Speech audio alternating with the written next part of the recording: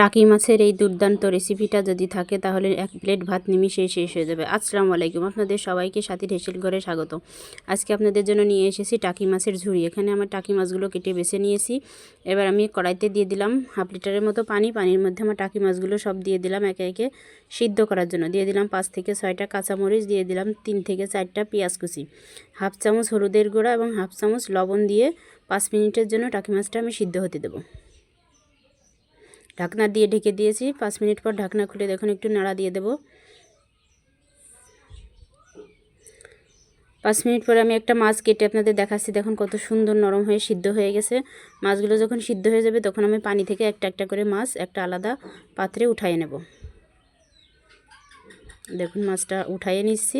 সবগুলো মাছ একটা একটা করে উঠায় নেওয়ার পরে বাড়তি যে পানিটা ছিল, পানি এবং পেঁয়াজ মরিচটা, সেটা আমি আরও কিছুক্ষণ জাল দেব। জাল দিয়ে আমার পানিটা শুকাই নেব। আর এদিকে মাছটা যখন ঠান্ডা হয়ে যাবে তখন ঠান্ডা হওয়ার এক পর্যায়ে মাছের কাঁটাগুলো সব আমি একে একে বেছে নেব।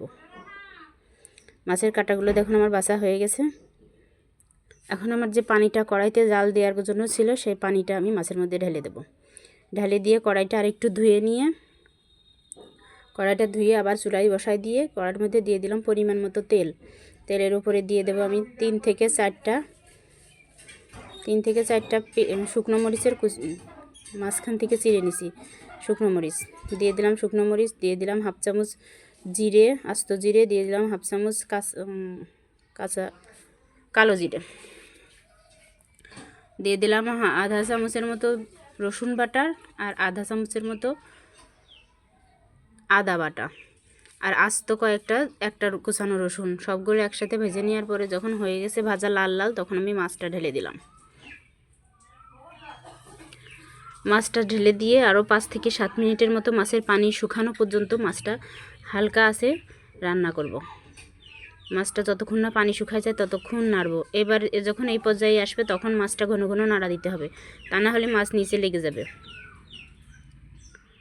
দেখুন আমার মাছটা প্রায় অনেকটাই হয়ে গেছে, পানি শুকায় গেছে। এইবার আমি হালকা আছে মৃদু আছে মাছটা কিছুক্ষণের জন্য ভাজবো। দেখুন চারপাশ যখন কড়াই পুড়ে যাচ্ছে আমার মাছটা তখন রান্না করা হয়ে গেছে। এখন একটা আলাদা বাটিতে উঠাই নেব। এই দুর্দান্ত স্বাদের টাকি মাছের রেসিপিটা যদি ভালো লেগে থাকে তাহলে আমার চ্যানেলটা লাইক কমেন্ট শেয়ার করে পাশে থাকবেন।